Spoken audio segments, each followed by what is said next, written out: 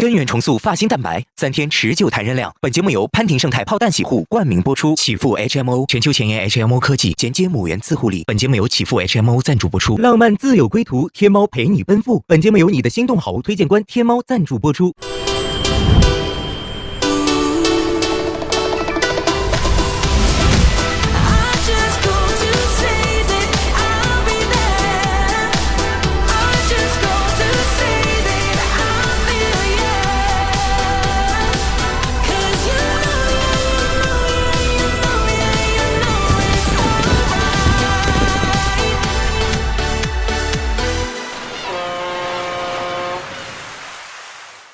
小屋第一次大约会马上就要正式开启了，我不敢看你，哪里不敢看？眼睛不敢。柳柳真的很会制造恋爱的氛围。哦，完全是靠你带，厉害吗？快来夸我！厉害厉害厉害厉害！还可以再骑2局摩托。骑个真摩托吧。不会驾照。我会。哦，来了！哇哦！虽然我之前对单骑有了一些了解，但今天还是有些震撼。这眼球感觉已经脱离了，脱光了。看完以后，我就觉得柳柳的形象更立体了一些吧。我会更了解的。哦，别害怕。戛纳电影节颁奖来了新的女生吗？是谁？没看清楚那谁。哇！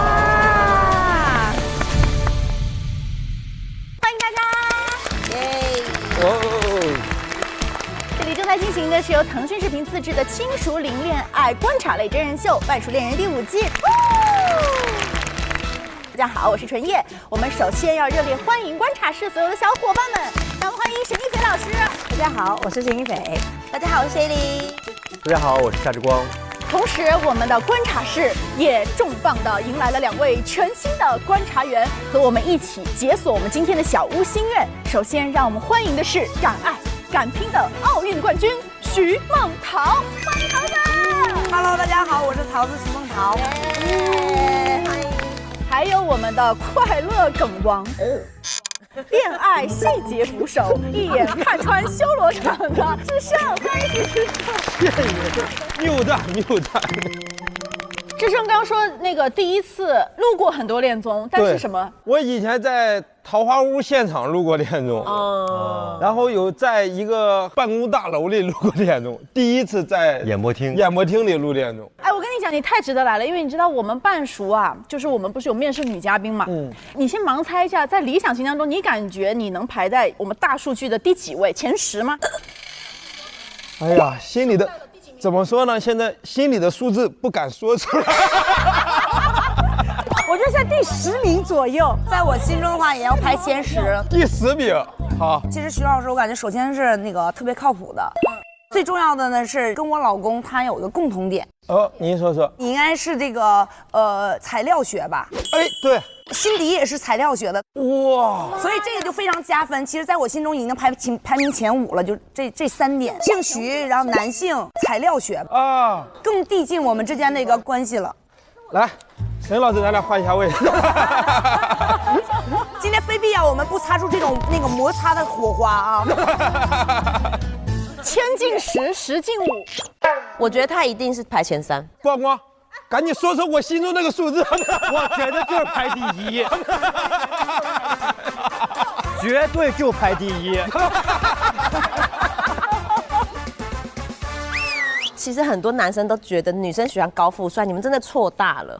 女生的第1名条件一定是幽默。对，幽默是的。那如果又幽默又高富帅呢？哇塞，哇塞，那不就排我前面了吗？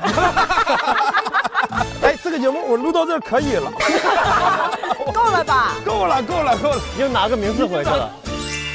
我们的统计智胜确实是第3名，排在他前面的2位是王安宇，哇塞，张凌赫，哇，实至名归，实至名归。我是说张凌赫实至名归，就显得我好像把前2名的档次都有点拉下来了。显得你背景很硬。对，显得咱们这个比赛一下子不正规了。不会，女生真的太喜欢有幽默感的。但是我觉得这个卓然、幼玲、小文和 BK 也都不错，也都不错。狂上了，已经一个开场已经狂上了。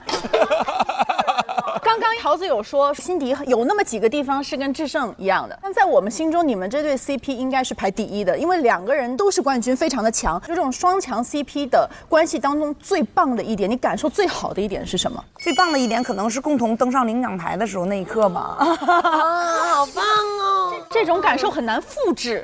对，就只有你们专属的多巴胺。对，是的。哎，作为看过这么一个热血沸腾这样的时刻，你再转回来看我们《半熟恋人5》，他们目前的这个几对嘉宾相处的情况，有哪一个让你觉得就是非常热血，或者让你非常投入的吗？从我的内心来讲的话，我比较喜欢那个卓然，卓然和丹琪。我也是。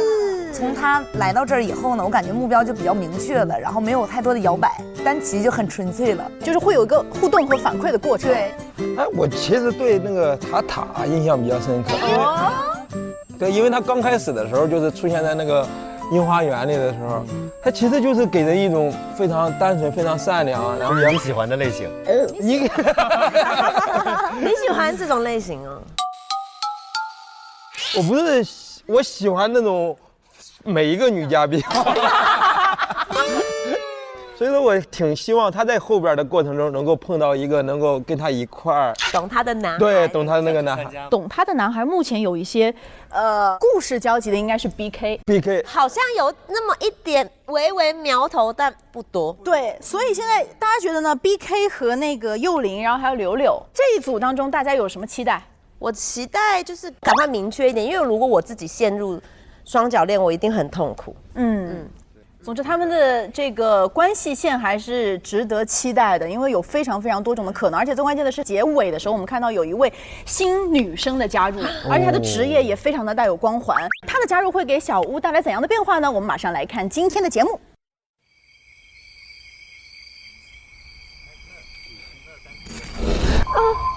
哎呦，来喽！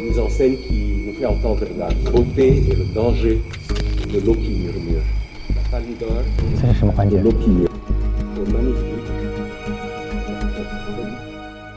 ？Beauté et le danger de l'eau qui murmure.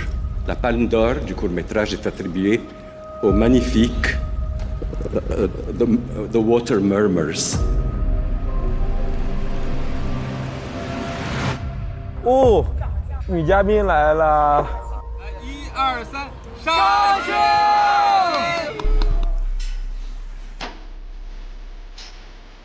我一直觉得自己是一个活在梦里的人，但一个人做梦太无聊了，所以想拍电影，这样就可以跟很多爱做梦的人一起去创造更多的世界。我想去另一个人的梦里看一看，或者邀请他来我的梦里，然后看看这个世界会不会因此而变得不一样。哇，太期待了！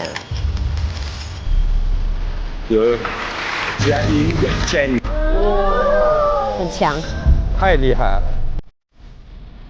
哇，终于来了！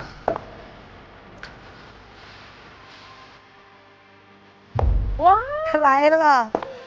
你来现场吗？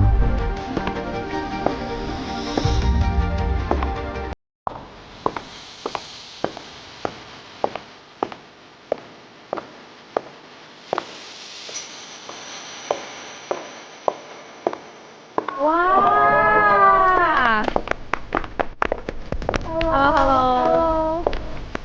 ！Hello， 你们好。哇，好美啊！真的很漂亮。对，都是大美人儿。欢迎欢迎。Hello。第一眼我看到他，我感觉应该是一个能力很强的人，挺厉害的，也取得了很多成就。大家好。你好。你们看得到他吗？我的导演。大家好。我觉得她非常知性、非常自信的一个女孩。她一出来的时候就觉得，哇哦，就很惊艳，比她在小片里面的还要惊艳很多。我坐这儿方便吗？可以，方便的，谢谢。往里点，往里点。让他坐中间。不用，我坐这儿挺好的。咱是不是得再加一把椅子呀？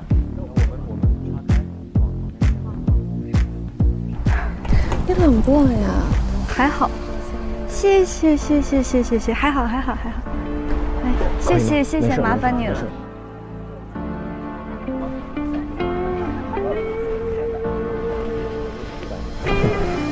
怎么称呼你？就叫我 Story 故事。Story， 对，很有意境的名字。谢谢。我是柳柳，杨柳的柳，然后我叫许绿杨，就可以叫我柳柳。柳柳，对，我是贾佩轩，可以叫我佩轩。佩轩，我叫陆炳坤，叫我炳坤或者 BK 都可以。炳坤，好的，叫我塔塔就可以了。我叫王毅，王毅塔塔。我跟你一样姓陈，我叫丹琪，叫我丹琪就可以了。丹琪。我叫卓然，卓越的卓，自然的然，叫我卓然就可以。叫周幼龄，然后就叫我幼龄就可以了。好的，幼龄。好。我叫肖文涛，叫文涛就好。好的，文涛。好的。所以你们在这里多久了？1个月了已经。他很无聊哎。我们过完年就过来了。第3天了。第3天，已经第3天了。很不会骗新人。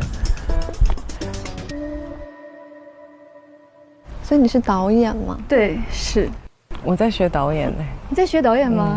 所以我很想未来。我刚才有听到有一个是广告公司，是吗？对。哦，你好。同行。你好，同行。文涛可能会感兴趣一点。对他俩行业上比较接近。你有吃东西吗？要不要再烤？没事，我作为一个东北人，还是挺会烤串的。对，东北哪儿的？哈尔滨的。哦，我是吉林的，对。哦。哎呀。你日常 base 在哪？我在北京。啊，你也 base 在北京？对。哦，他也在。我在北京。他在 base。哦，你在北京。哦，遇到对手了。我和 BK 我们俩也是平时生活在北京。哎呀，太酷了！终于有3个北京。是啊，真的。那我们可以回北京玩。现在就要回北京玩了，是吗？终于来了一个北京的一个女孩，我没想到职业是导演。新来的嘉宾性格还挺好的，我觉得是一个很好相处的人。有一些微妙的变化，但是我感觉这也是考验他能力的时候，因为人家现在关系线都有点连接上了，他等于后来了2天。搅局。对。我们现在开始玩游戏吧，大家1男1女，1男1女这样隔开坐好不好 ？OK， 没问题。1男1女隔开坐。玩游戏是信息量最大的时候。把小文弄到新来的女嘉宾旁边去。对，北京的坐交流。男生先入座，然后女生再选吧。对，我们3个都隔。对，就这样 OK。女生让新来的先选好不好？好，那我坐在。新来的怎么选？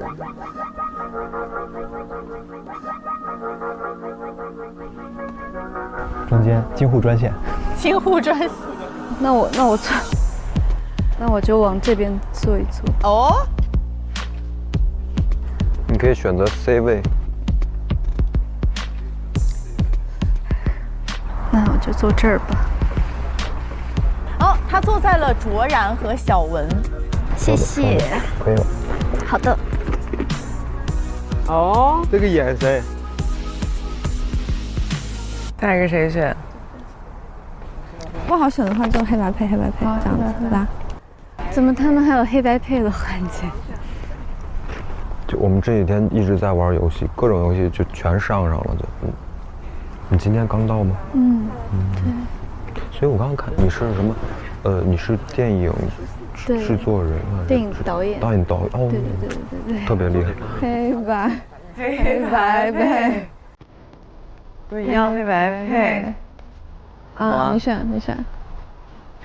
我选我的老位置。佩轩还是找小文？对，很明确。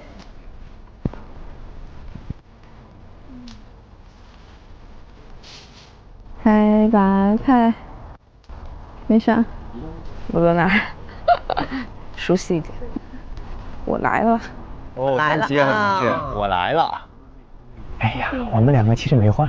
对，还行。可以我真的很喜欢卓然，他很真诚。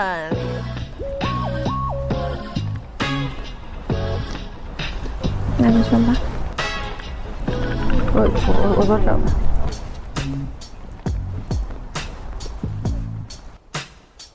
那我就坐这儿。算是都有找到自己想找的人。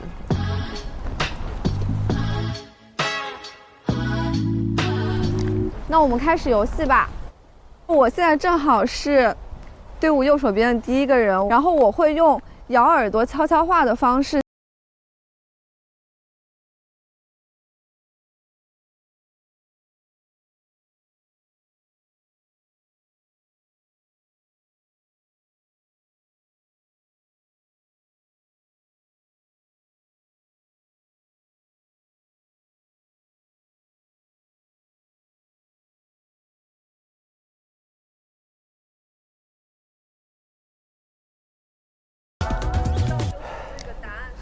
好，那从我先开始吧。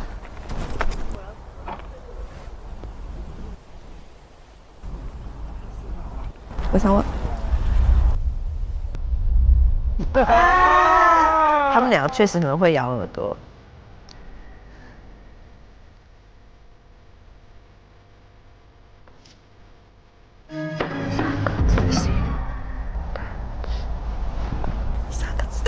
好。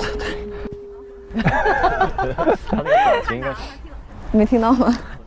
太难了。哦，太难了，他听到了。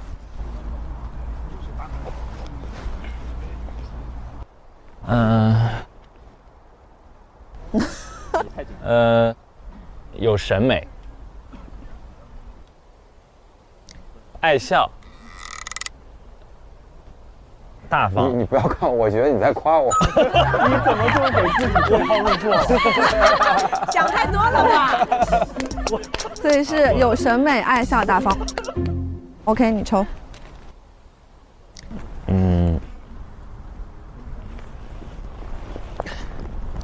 觉得谁对谁的好感最明显？觉得谁对哦？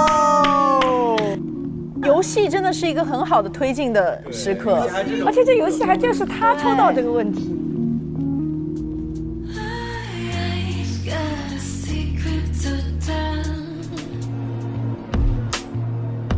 董卓然对陈丹琪的好感挺明显的。董卓然对陈丹琪的好感挺明显的。直击我的心脏！直接来。董卓然对陈丹琪的好感挺明显的。什么？什么？什么？你把问题说出来了，你想说两个名字？主要是他直接把问题说出来了，其实说两个名字就行了。姐喜欢你。好，什么意思？什么意思？还挺惊讶、挺惊奇的嘛。我觉得至少他是明白了我对他这个好感的一个倾向嘛。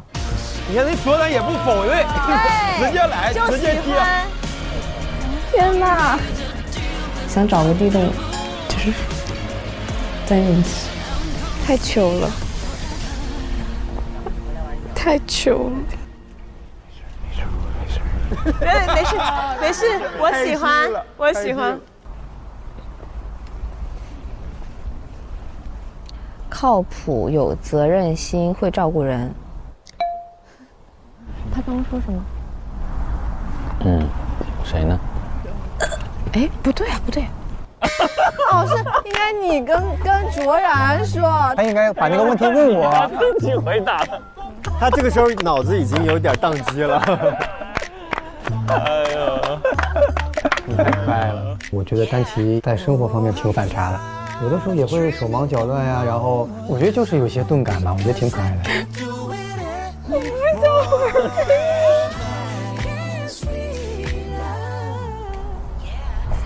这什么都用一个形容词形容你对我的感觉。这轮游戏是为他俩单开开了一轮。对啊，而且还是抽的。形容，你别念出来。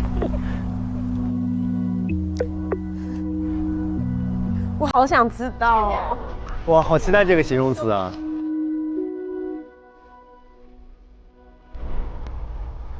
这个要害羞了。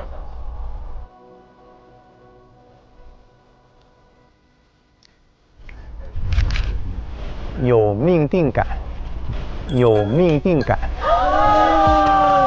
有命定感，我鸡皮疙瘩都起来了，我受不了了。哦。我觉得我跟他这2天的接触还是蛮有共鸣和感觉的吧。好看的，是让我喜欢和舒适的生活，所以我觉得没有什么说可谈的因素。我身边这对是锁死了吗？我不能告诉你这个，但是因为我也不是特别清楚，因为大家告诉什么？我挺感我身边这对是锁死了，不一定，有可能会被接下来的某一位嘉宾给撬动，有可能，我瞎说。撬动，谁去撬？这个词儿用的很巧妙，撬动。OK。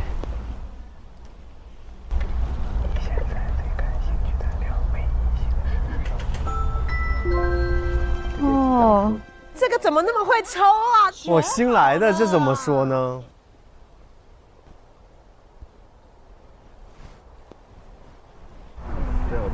文涛。啊。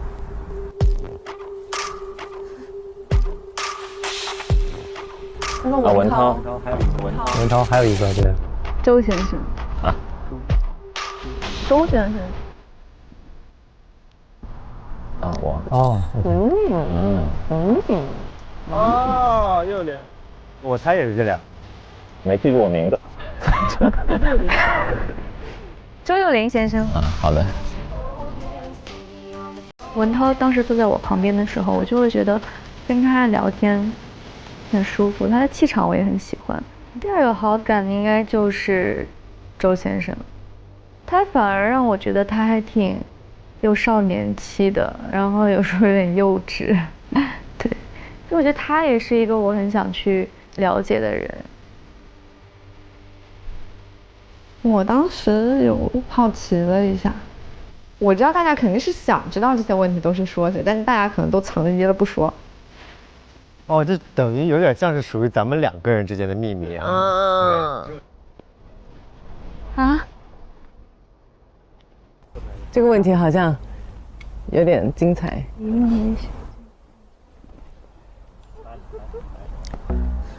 哦，什么问题？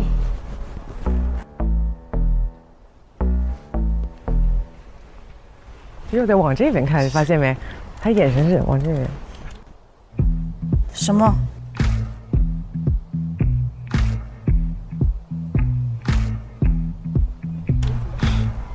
幼龄，啊？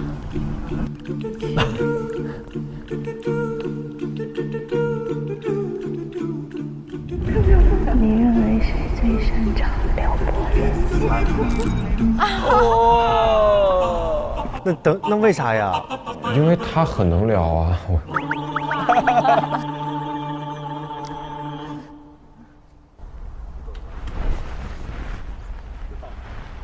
你现在最感兴趣的2名异性是谁？还是这个问题？这个问题。除了文涛以外，我真不知道他对谁还有。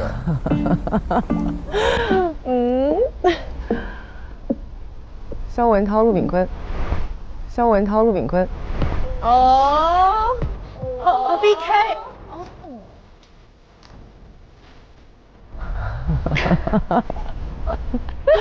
其实回答完之后我就很后悔，我都甚至于来不及去思考，我说完之后他听到是什么反应。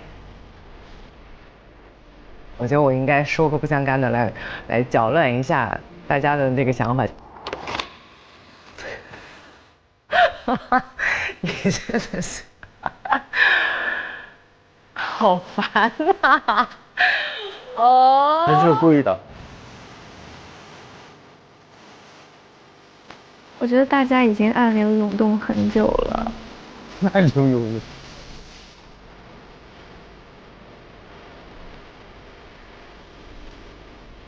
我在试图从只言片语当中拼凑出一些大家之前的故事。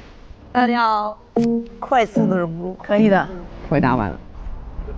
哦，我刚才是不是忘了还？没事，我们第一天到这儿也特别迷茫。我们第一天到这儿，大家都特别拘谨，所以你可能明天就会好很多。好嘞。对。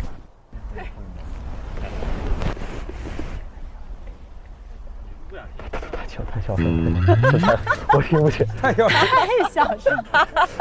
你往后一点，你往后一点。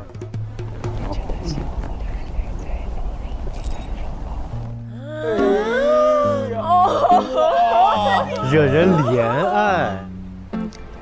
柳柳，塔塔，柳柳，柳柳是柳柳了，毕竟他还戴着手链呢。那周玲，我什么意思？你再大点声，要大声回答。柳柳，柳柳。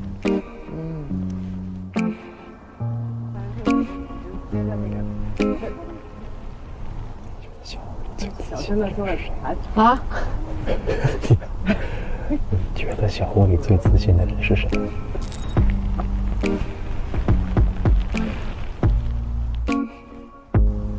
幼龄。幼龄。哦，幼龄。幼龄，我觉得他是在4个男生当中最松弛的一个人。往往最松弛的人，他是一个最自信的人。好了，就回到柳柳那边了。你这一脸坏笑。印象最深刻的3件事，看看这3件事和谁有关？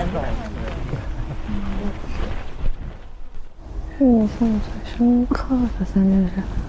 你要不要再念大声一点？啊。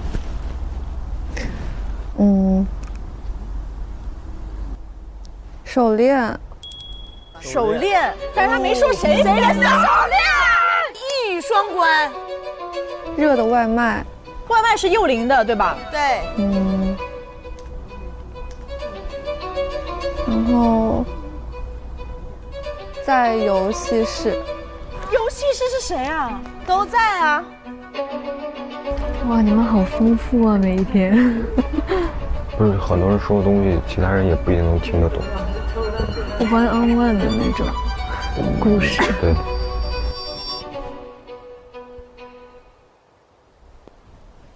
手串应该就是我送的嘛，给女生的。感谢。然后热的外卖是不是就是今天他生病以后我送的热的茶？太感谢了。游戏室我不太确定，不知道。游戏室是 Big。我觉得手链应该说的是我。行。正合适。喜欢。热的外卖就是我们昨天从市区回来的时候点外卖，大家吃得很开心。哦 ，BK 也有外卖。BK 也有外卖。游戏室我是真的我没有听明白是什么意思。哦，2个人都自己那边，这个是我吗？这个是我，真的觉得很精彩。游戏室是谁呀？我绝对说的是手链，不是手串儿。和 BK 一起做的那个手链。这样就好，收藏好。会的，一定会的。很好。应该算是收到小屋朋友送的第1个礼物，所以我觉得他还让我挺印象深刻的。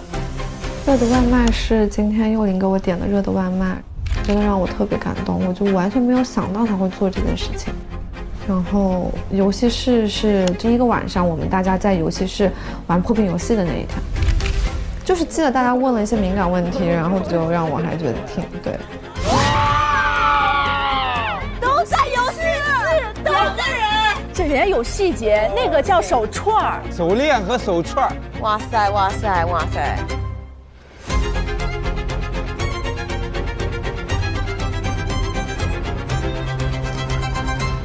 那我们就结束吧。等一下，啊，请说。啊？然后我今天有一个约会的权利。特权约会。然后我可以请一个人跟我一起吗？他会想邀谁啊？文涛的可能性很大哎。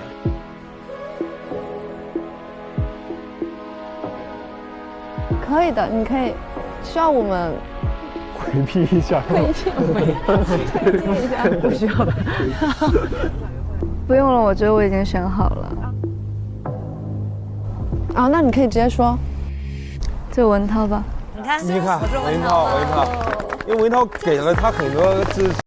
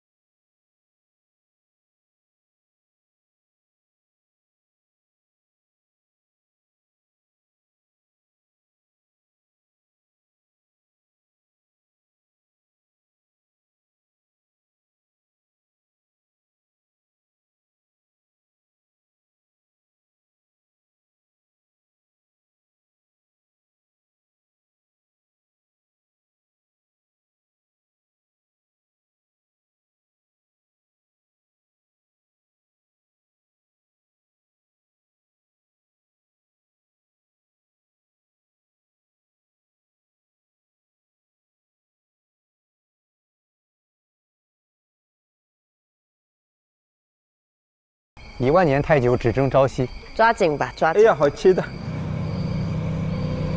走吧，我开车带你去约会。太棒了！那你平时就一直在北京生活？对，我在北京已经7、8年了吧。你7、8年之前是？我在纽约上学。我在纽约待过半年多吧。什么时候？应该是18、19年的时候。哦，那我刚好不在，我是17年毕业。17年毕的业，然后回的国。对。所以你是去纽约上学吗？我去纽约学习，对。你是学音乐对吗？对，我从小学的是古典乐。我也很喜欢古典。哦，你很喜欢古典乐？我弹钢琴。你一直都在弹钢琴？我是从4岁开始弹钢琴，也是弹古典，然后后来上大学就没再弹了。但是我反而是工作之后，然后又开始很喜欢弹钢琴。比如说什么呢？比如说肖邦协谑曲啊，酷啊！还有拉2的前2页。拉2的前2页啊！太喜欢拉2。拉2的前2页，我练了很久很久，我只能弹得下来前2页，因为太难了。咱可以明天展示一下才艺。可以浅谈一下。哎呦，这2个有戏哦。你平时就是这些作品呢，它是一个什么类型的比较多吗？还是？就是剧情片，关于人物成长的，关于情感的比较多。哎呀，关于情感，那好啊。所以你的那个短片是获得了什么戛纳的？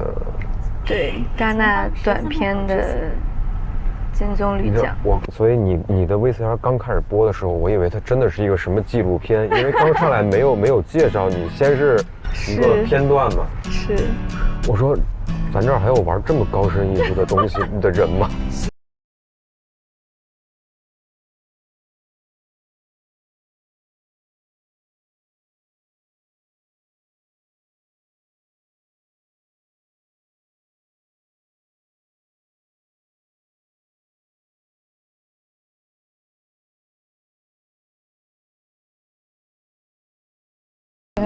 哦，还满意吗？相当满意。哎呦，吃火锅了。哇，我感觉这个锅会很好吃。来，盛点汤，快喝点热的。来吧，吃饭了。谢谢。好嘞。哇，我觉得咕嘟咕嘟的声音好治愈啊，你觉不觉得？对。而且还是在室外，更治愈。对呀，哇！我其实从来都没有策划过这个吗？这么正儿八经的约会。那你怎么忽然想到的这个？就是觉得晚上的话一起吃点热乎的东西还挺舒服的。而且我在想说，如果有一个可以看到星星，真的有星星，你看那儿，是星星吧？哎，是啊。哇，还真有一颗星星哎！就星空下咕嘟咕嘟的感觉，我觉得还挺舒服的。这氛围非常棒。所以你是去年刚回国？对，我去年6月份刚回国。你去那边也是学音乐？我那边在那边读的硕士和博士都是音乐。博士音乐？等会儿你是音乐博士，这么酷的吗？对。所以你是真的很热爱小号这件事情。我现在是，我以前我有一段时间我都不知道我还要不要再学这个东西了。为什么？因为中间有一段时间压力特别大。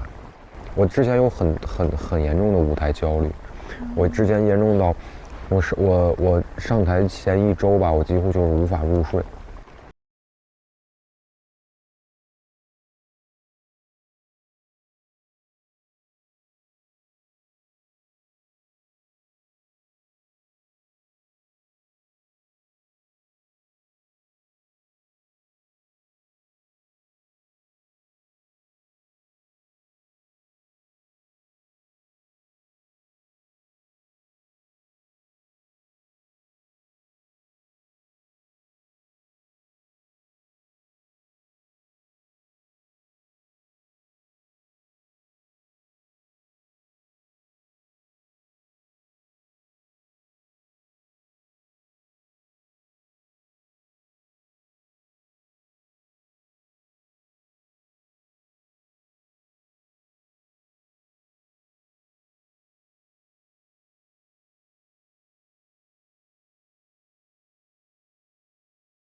没错，没错。我特别理解你说的，是这种感觉。他俩还是有一些同行之间的这种共同语言，而且这女孩的表达特别好。就包括我现在有时候去编一些曲子的时候，因为灵感这个东西不是每天都会有的，我有时候就是我能感受到我今天应该编不出来什么东西，我还从那儿在硬编，那个状态是很糟的。我懂，对，是的。我觉得你一定能理解。但你会发，后来我发现这种就是你再折磨自己，你当时就是没有灵感，你可能当下就是没有这个才华继续去改了，坐在那儿就自己折磨自己。我太理解了，因为创作就是这样。对。其实就是走到一个死胡同里了，然后你走到那个死胡同里，你就还拼命想往前走。对。创作都是很珍贵和需要时间去沉淀的东西，我觉得。哦，这句话说得好哎。我拄转了一下。谢谢。我们可以下点小碗。我就觉得聊天过程很愉快。我觉得我们俩有一些方面是有一致性的，就是因为电影和音乐，他们都是艺术行业的，两个人遇到一些事情的想法是一致的，你一定会感觉很好。我觉得他是一个非常自由的灵魂，然后我也能感觉到他应该在艺术的路上也好，或者在他成长的路上也好，应该是经历过很多跌宕起伏的心理上的感受吧。对，我觉得跟他聊天还蛮合拍的。但我觉得我是愿意继续去，了解接触的。我觉得他俩真的挺搭的，其实。我喜欢他们两个。哎，那你是不是需要选个室友啊？我很久没有跟人睡过同一个房间。但他们4个都特别 nice。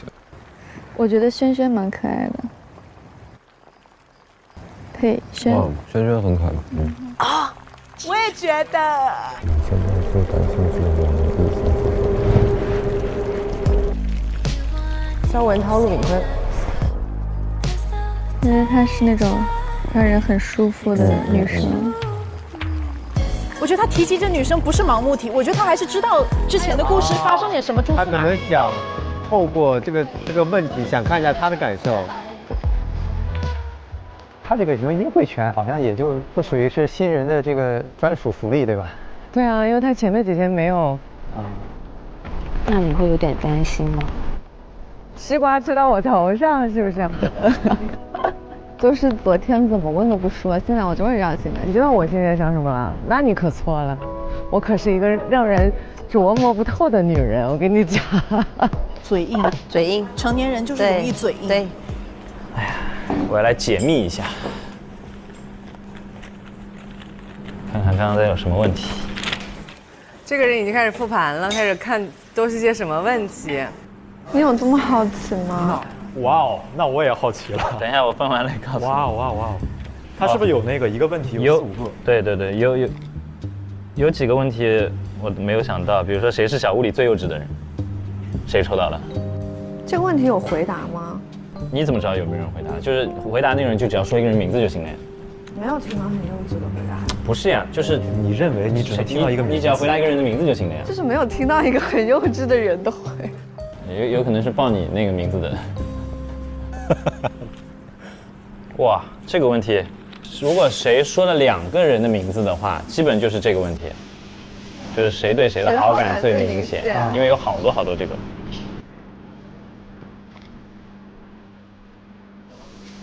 我现在就想拷问你。拷问谁？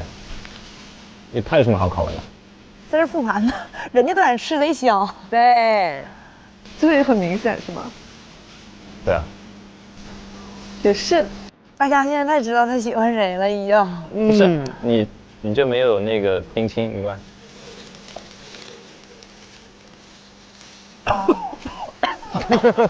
哎呀，太尴尬了。够辣的。你没听到吗？谁说的？他说的。对啊。什么问题？怎么了？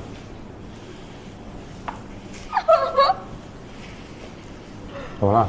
没事。我真一脸懵，什么问题？讲讲啊。不讲。这么神秘？什么啊？安琪问你的问题，你回答了3个字。啊，对，用一个形容词形容你对我的感觉。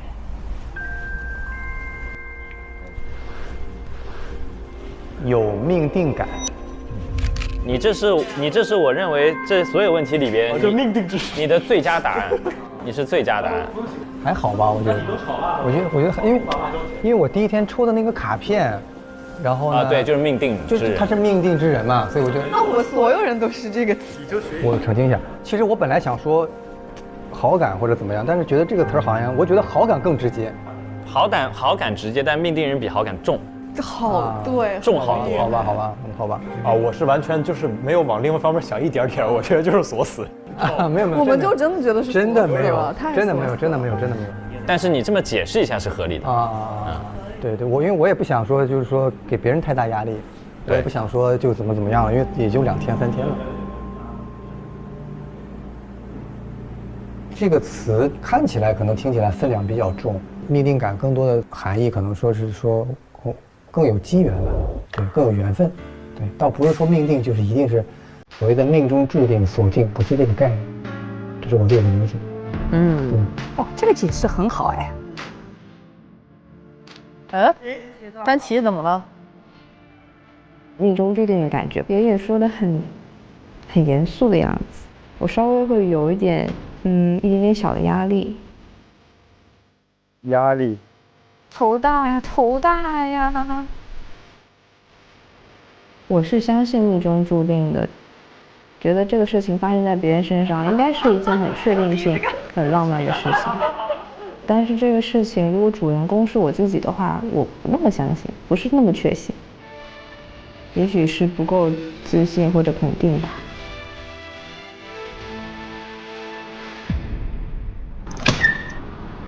哇！俩人吃好回来，这也太好了吧！哇！等一下，不是这也太好了吧！而且好多花呀！对。哇！然后他们有的女生想这几天自己去插花什么的，你们可以一起搞。OK。大家人呢？哈，我是萱萱，我也会很烦的，心里乱乱的。这一段真的信息量太高，太大了，太大。我们先慢慢的梳理一下，因为刚刚这一段是我们第一次看到新来的女嘉宾建颖，大家觉得对她有什么感受吗？我对她的感受，首先来说，她就是能够很强的 hold 住很多场面，整个的场面掌控的节奏也都非常非常的舒服。就是现在参加恋综的门槛太高了，都要是金棕榈奖的导演。对，我们的女嘉宾都是太顶了，太顶了。真的，这个问题这么顶，他们还在找对象，还在找。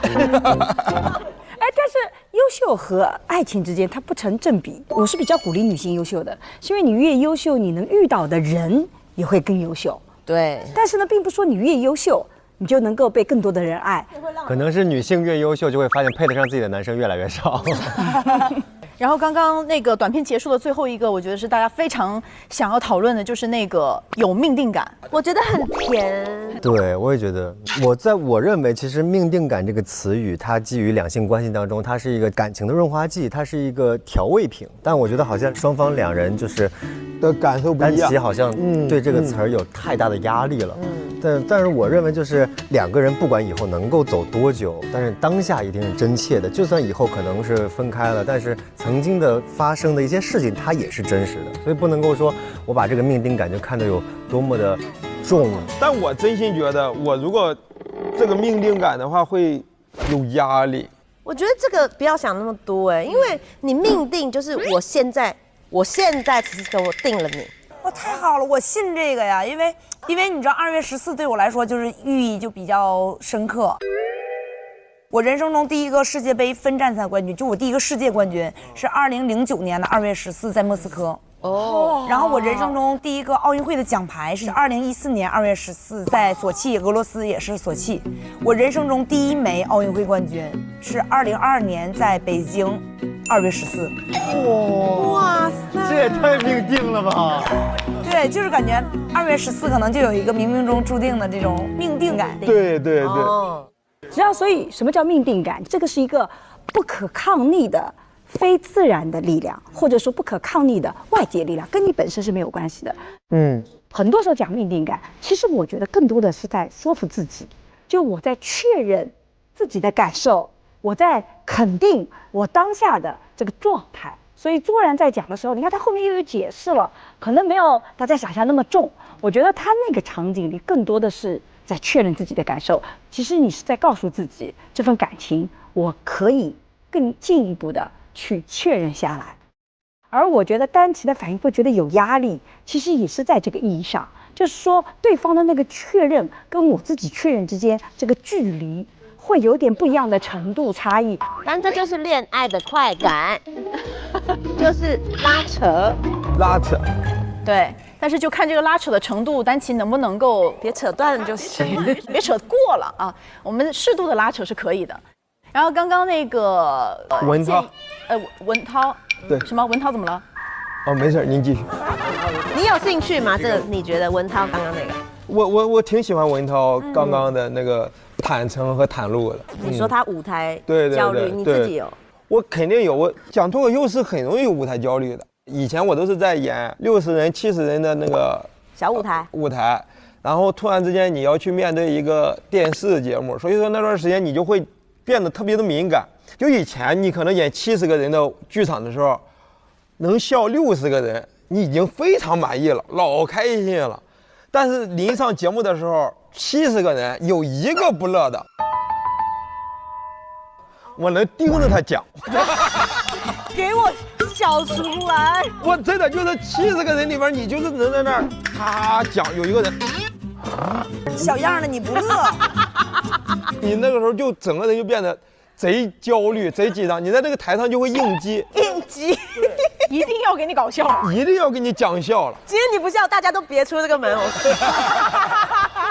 其实就要求高了，还有要求完美。我懂，我非常质量要求的高。我记得我第一次上康熙之前是先上了《大学生了没》，那也是我第一次上节目。因为第一次你可能没有准备任何，第二次又上康熙的时候，我反而更焦虑，比第一次更焦虑。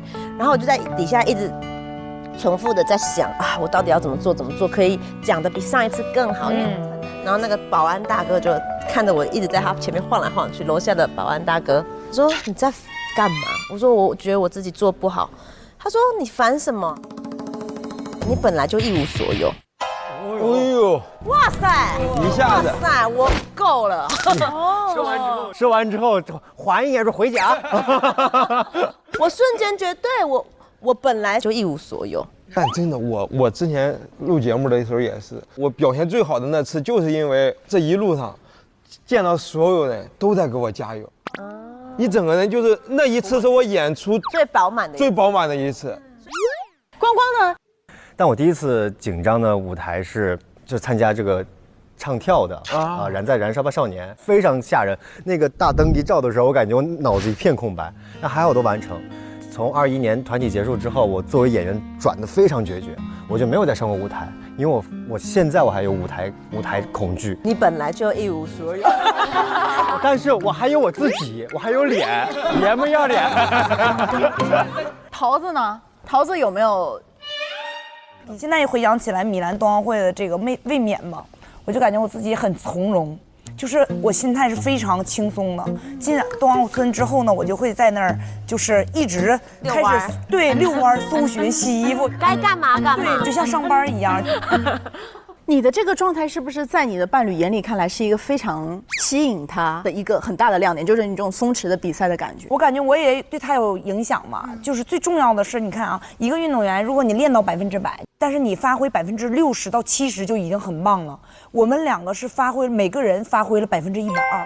哇，你们这个会不会因为你们是同行，然后同时你们又是伴侣，会有互相彼此激励的，不断更好的这个？肯定会吧。比完赛之后，我就把金牌放在他的脖子上了。他说：“哎，你拿着吧，不用给我。”我说：“你拿着。”我说：“有能耐你自己拿一块。”可以。你看，这只有同行能够发出这样的一个胜利的邀请。我是玩家，你也来。哦，这个好棒！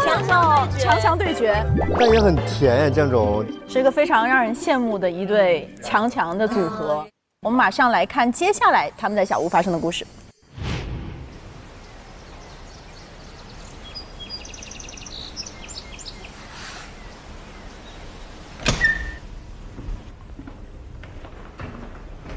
Hello， 早。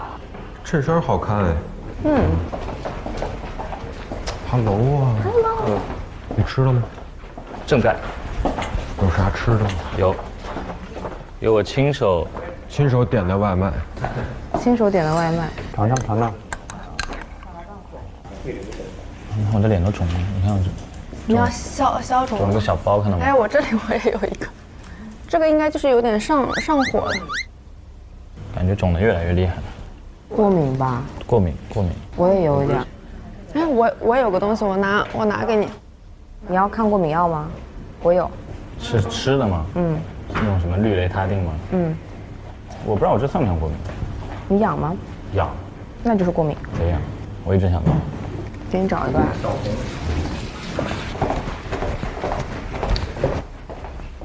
尴尬。对方觉得，因为不知道你试试看。啊，我的这个是内外双修，外敷内服。你试试看，用手这样按压一下。再试一下。嗨。这个他定被我吃完了，但是呢，有几个好东西可以给你啊。这个可能是肝火太旺了，然后这可以祛风的，然后这个是稻梅 DAO， 这个可以抗组胺。听懵了，这2包试试呗。哦呦，专业。那我就2合1了。哎，不是，这个不是冲剂，就是丸，你直接到嘴里。这要全部倒进去？这么多啊？我噎死我这样。不会死人的。我验药是最难的。Hello。早 ，Hello。你需要什么？你可以问我们。掉的东西，我早上掉了一个牙套在这里。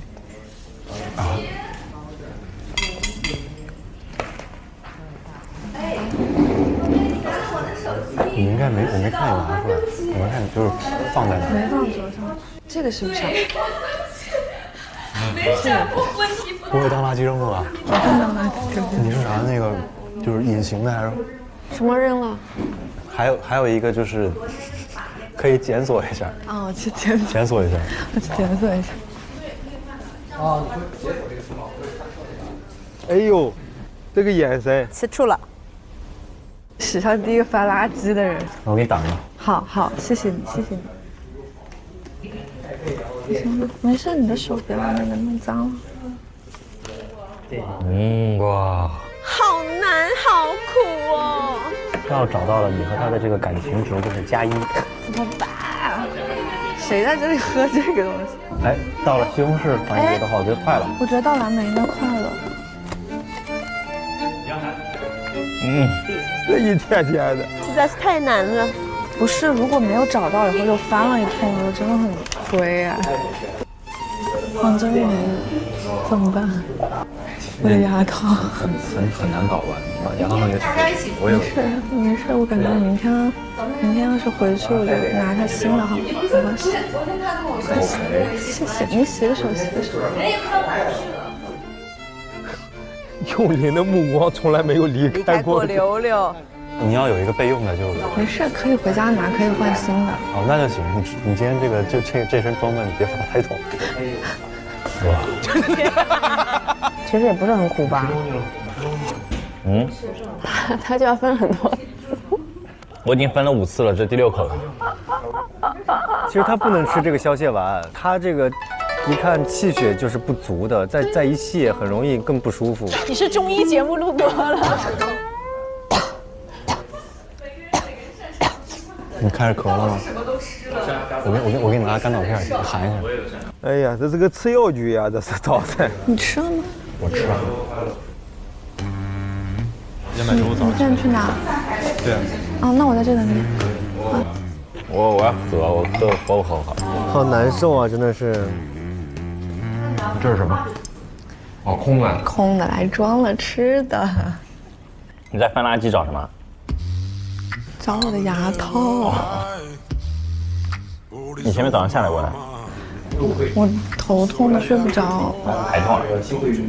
那怎么今天？没事，你看已经全装了，这肯定还是要出去的。你到门口再吹吹风。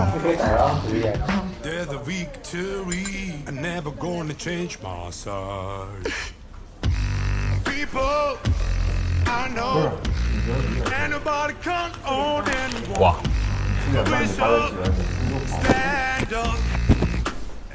去哪？干嘛？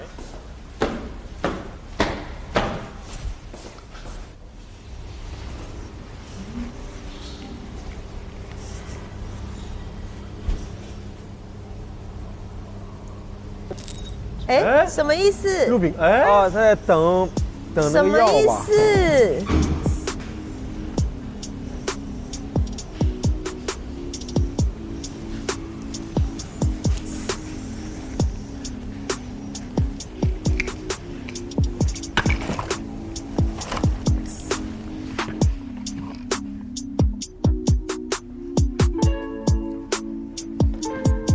哇！不是，I hate jump scare。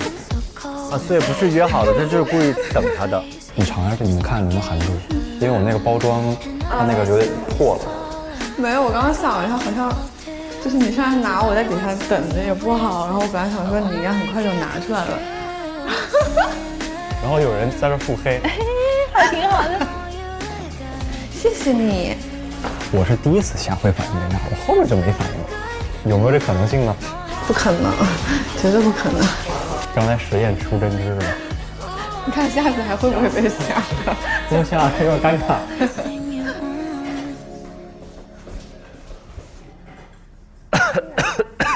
这咳到肺都要出来了，要不要关心他一下？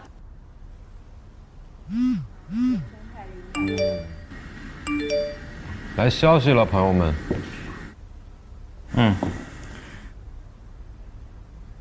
所有女生前往客厅抽取邀约卡盲盒，随机获得邀约次数机会。写下对方的名字，并依次敲地房门递卡。拜拜。这次是女生主动邀约，女生选择约会对象，就精彩了，可以看一下。整活又开始整活。哎呀，怎么回来了？你们下去，我们上来。你们下去，然后我们在房间。哦，好的。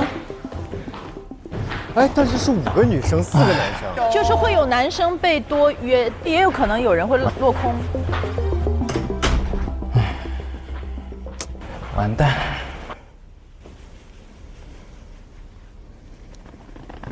今天也是第一次正式的单独邀约，就有点忧虑，没有觉得谁会就是非常明确的回来邀请我。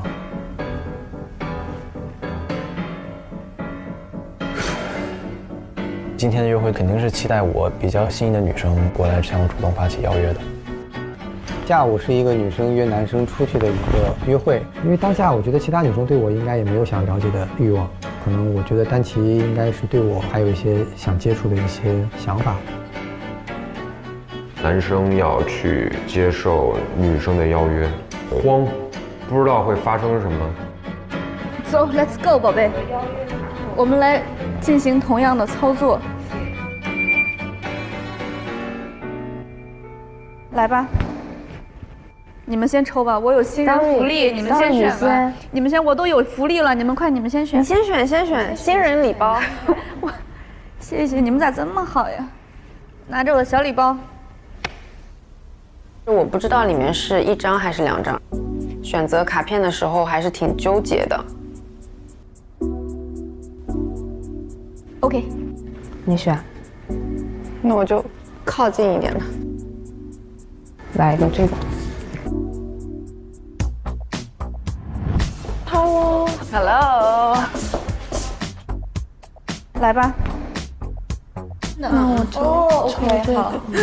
轩轩呢？好久就没看到。在忙会儿工作。哦，他有工作要处理，是不是？我这几天我就把我手机就直接扔了，我太好了，我不用再工作了。对，是一个很好的放假的机会。是吧？但是其实他这几天是工作比较忙的。我感觉这个阶段可能广告行业是，这几天吧。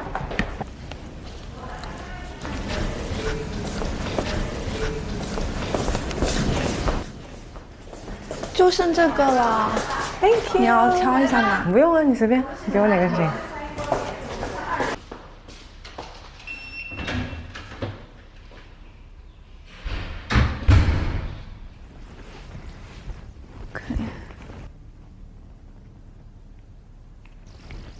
哦，我可以约2个人啊。刚刚来到小屋，有2个机会去邀约的话，是让我能够尽快的对我感兴趣的人加深了解。今天的约会拿到了2张约会卡，我跟他从第一次初见面到现在，没有任何的就是共同的交集，所以我就觉得应该要有一次单独相处的机会，有点忐忑跟小紧张的那种感觉。他要对幼龄，他应该不会再选幼龄了，我觉得。我觉得他还会选。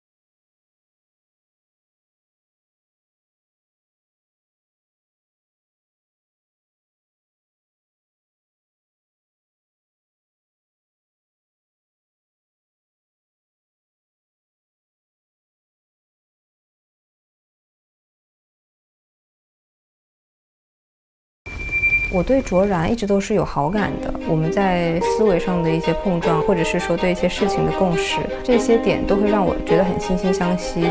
还得是跟他约会吧，那不然要跟谁？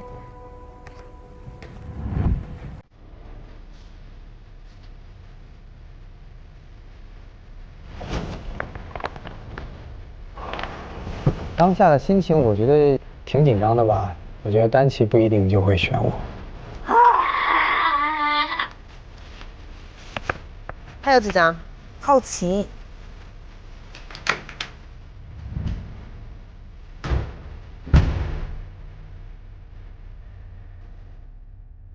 就是柳柳一直没有来邀请嘛，然后就想怎么还没来，所以就比较担忧。走了。去哪了？我对于我们的下次见面是比较期待的，我是期待收到柳柳邀约的。柳柳肯定会给一张给 BK 啊。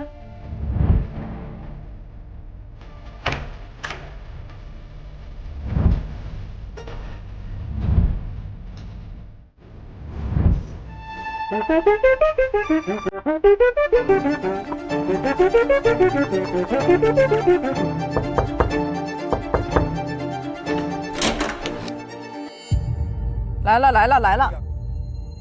想来邀约一下你，要不要出去玩？打羽毛球吗？再见，拜拜。是谁？你到底是谁？这种混剪，你们很坏耶！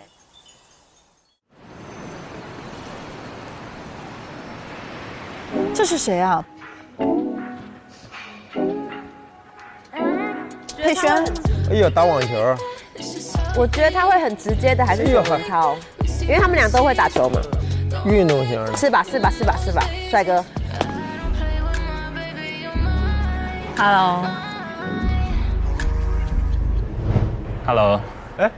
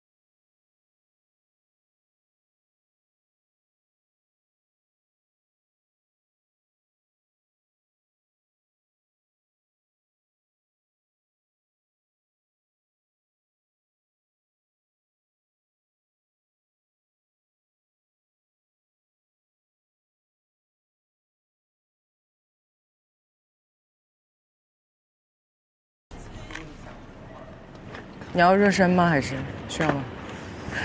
我不知道我这个水平是需不需要热身。你别现在这么谦虚，然后等一下子帮我。我老老实实打了10节课。可以的，可以。先打着玩一下。哇，好久没打了。试一下，先小场。可以的呀。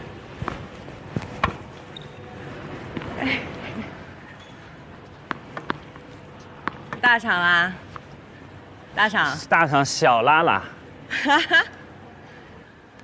看我能不能拉10个，打10个，1、2，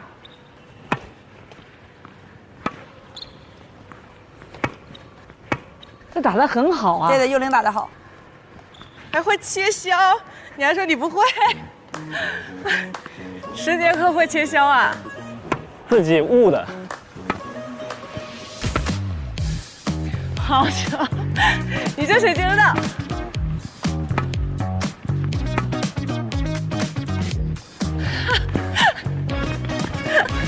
幼玲真的是很认真在打球哎。这专业放小球，因为打羽毛球打多了，打羽毛球全是小球。他说他只上过10节课，其实算打得不错了，挺有天赋的。因为而且他以前有过羽毛球的基础，他是羽毛球转网球，所以上手会相对快一些。对内，凹了。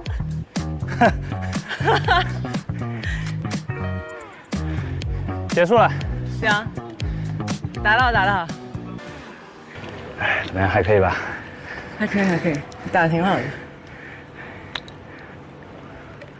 如果真的只有10节课的话，那已经很厉害。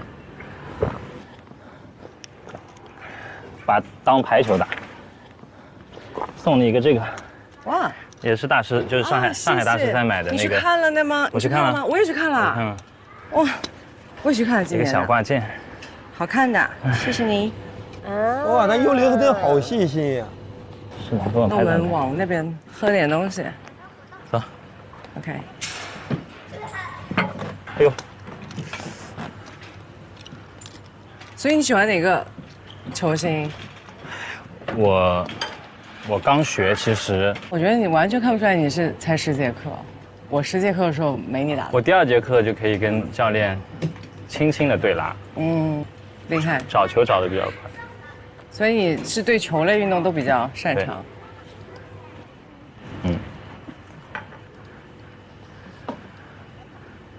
尴尬了。现在出汗了，停下来出汗了。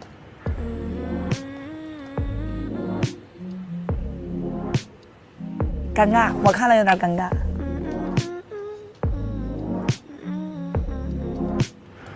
怎么说？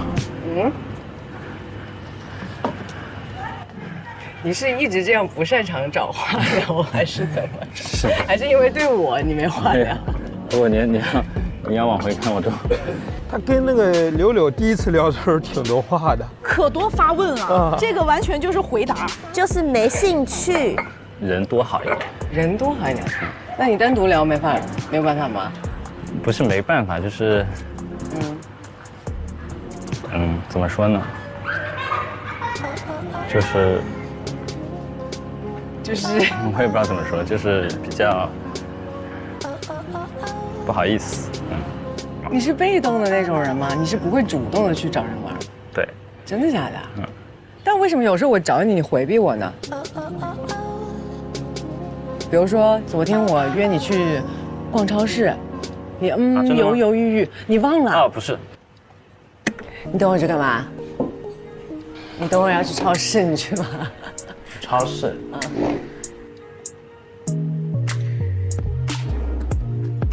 3点前决定吧。我蹲在那儿玩狗。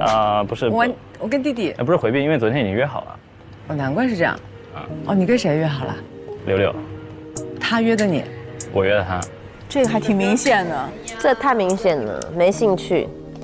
你看，你又不是被动的一个人。就是对，反正是我约的他，就是我去喝咖啡嘛，就在隔壁。所以。你又跟我说你不是会主动的一个人，但是你又主动约了柳柳，这代表着什么呢？就也就是相对熟一点。我非要从你嘴巴里撬点什么出来。我跟他聊了几句，就觉得他应该对我是没有想了解的，但我发现他扭扭捏捏的很搞笑，所以就想逗逗他，开启我的追问模式。幽灵叹了口气，那你第1天约会是什么样子的？都挺好的。那所以是柳柳在主动找话题跟你聊吗？这不好说。可是我们昨天出去玩，你一直在跟丹琪一起玩啊。完了，那因为分了2组。但我有找你说话呀。我也说了呀。我有找你玩啊。我玩了呀。但你没有找我玩啊。那我也4个人一起在玩。那没有跟我互动啊。怎么说呢？我是喜欢热闹的。那谈恋爱也要热闹吗？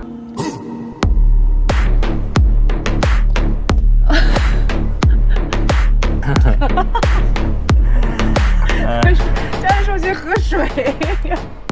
你好好回答一下。咕噜咕噜咕噜咕噜。就把吐回去了。你在干什么？没有吐。我以为你要把水吐回去。把头闷在水杯里。现在会让你脚趾抠地吗？我问这个问题会让你很尴尬吗？很难回答吗？需要运转一下。那你运转一下吧，我等着你。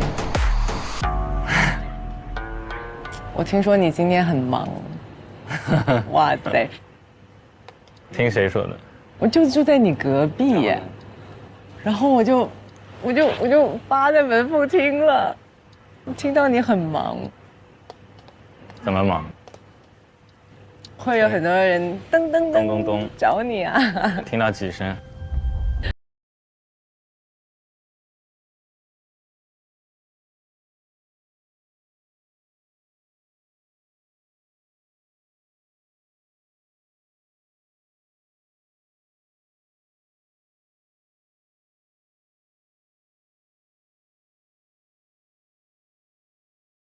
有谁去哪？干嘛？来了。哎呀，是谁呢 Hello， 今天还有空吗？今天还有空吗？陈建营。哦，他的第二个有兴趣的。去干嘛？去晒太阳。去晒太阳 ，OK。喜欢晒太阳吗？可以啊。OK。好的，拜拜，下次见一会儿见。拜拜。跟他的接触其实不多，但是他好像跟我在他的视频短片里看到我对他的想象。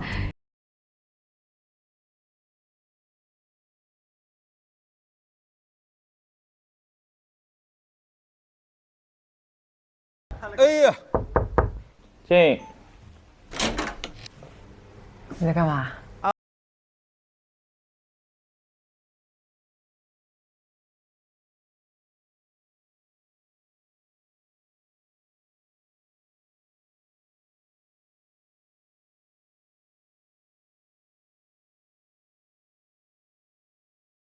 哦，又约一次。Hello。Hello。哦。塔塔。想来邀约一下你。好，去干嘛？一会见。好，行，拜拜。不是，轩轩真的趴在眉上听啊。因为幼玲是从第一次初见面到现在没有任何的就是共同的交集，所以我就觉得应该要有一次单独相处的机会。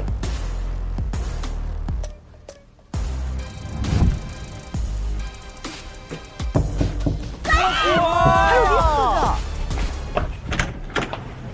四个。Hello。哦，666，哇塞哇塞。想跟我出去走一走吗？当然可以。拜拜。拜拜。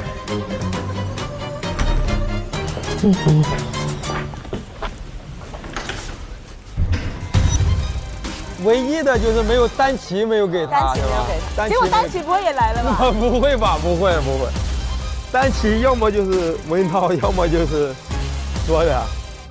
开心肯定是开心的，就是开心完以后就有点忧虑，就觉得压力很大，每一场约会都要很重视嘛，然后就是后面2场3场就是可能精力就不够了。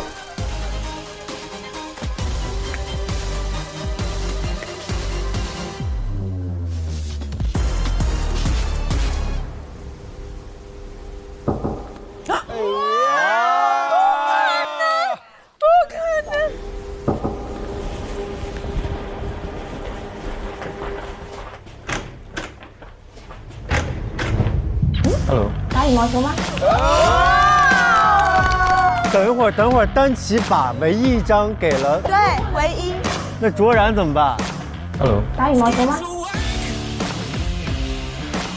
好的。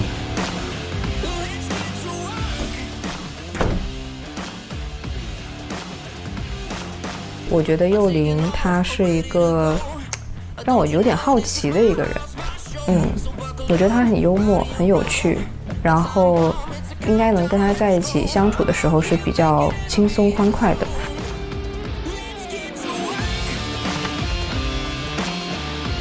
他一天够用吗？这个男的？全部女生邀约。我路过这里这么多季，没有一个男生收了所有女生的邀约卡。我是卓然会很难过哎，书都看不下去了。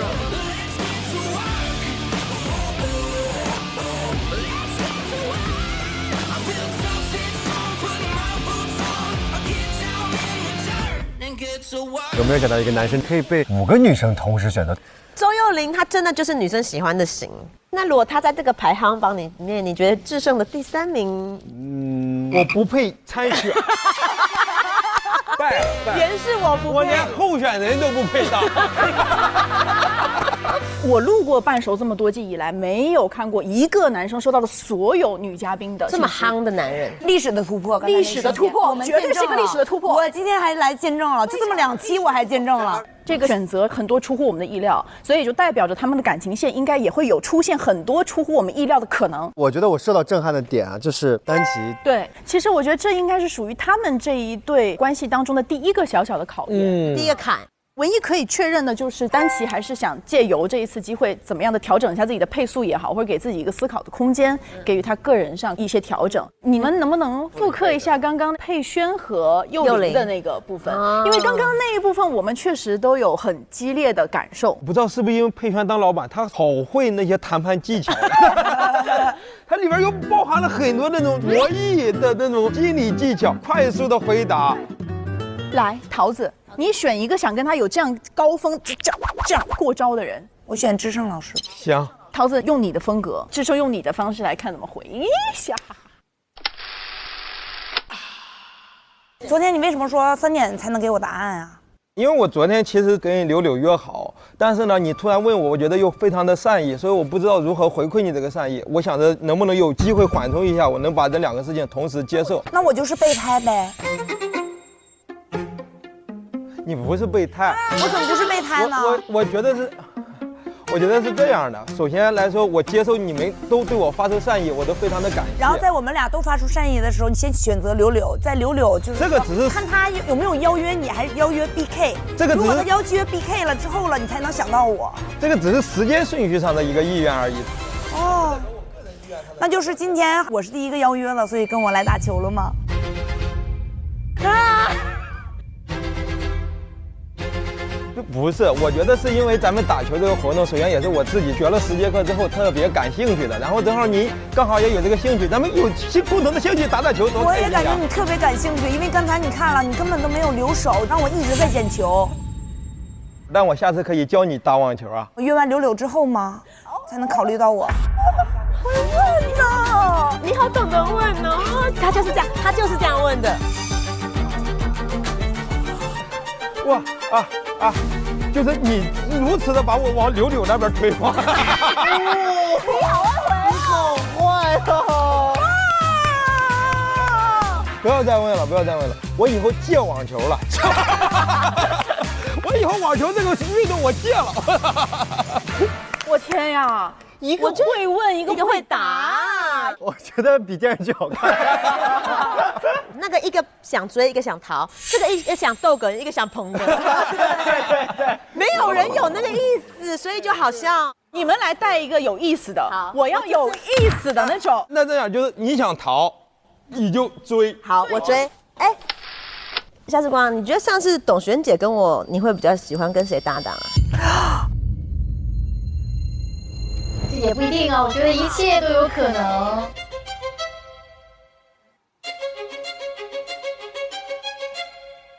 如果就是论工作的话，我觉得都还好啊。但我看你一开始进来，你是先跟他打招呼的呀。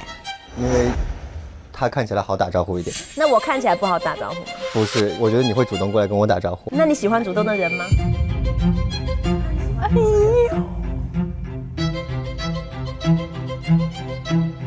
呦，相较来说的话，会是。那我们再多相处一下，你就知道了呗。我觉得你先跟你老公解决了，假装你没老公了。你就问的很犀利的感觉。什么是很犀利的感觉？你问他，你是感觉我老吗？你是感觉我年龄大吗？你是感觉我年龄大吗？姐姐，这个是有私人，太犀利了。我觉得是这两女生在决斗。热搜已经有了，徐梦桃问谢依霖，你觉得你老？传太医够了，这一趴有这个够了。谢依霖，你不觉得你老吗？你就问他，你觉得我老吗？太好，我给你按一下。我来回答。依霖，我从来不觉得你老，我也不觉得你年纪大。还是你在意我有小孩？我只是在乎你有老公。1-1，我给你机会一雪前耻，把刚刚那个老不老的反过来。夏之光，你现在追他，等一下，我还没有信念感。好来，好来，来追。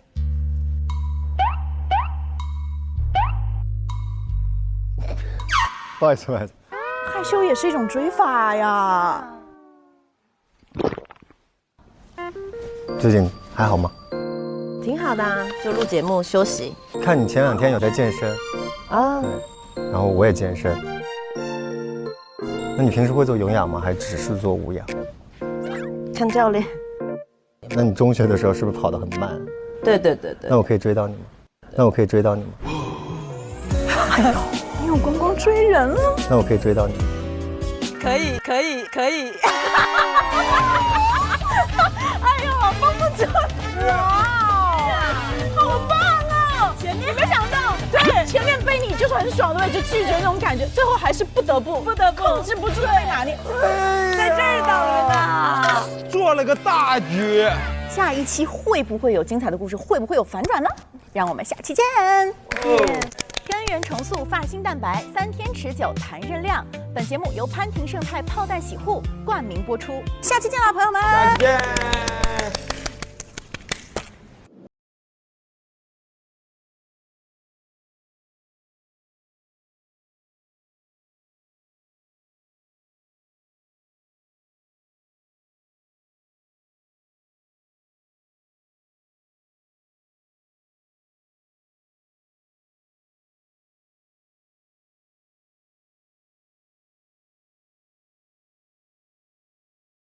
下一个是柳柳，我现在就期待看他跟柳柳到底是个什么样子。肯定会有反差，我感觉。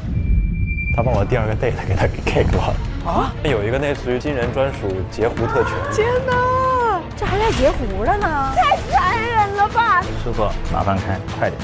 快点！啊！谁？哇，酷！这有点帅呀！快呀！赶紧的！也是今天新的男嘉宾，我觉得没有危险。我的妈呀！大招开始！霸总已经完全进入到了进攻模式了。男生专属秘密任务：随机抽取盲盒任务卡，完成任务对他邀约成功。我这是开玩笑的。你跳得很好，你刚才没有出错。是你做的啊？好香啊！绝了！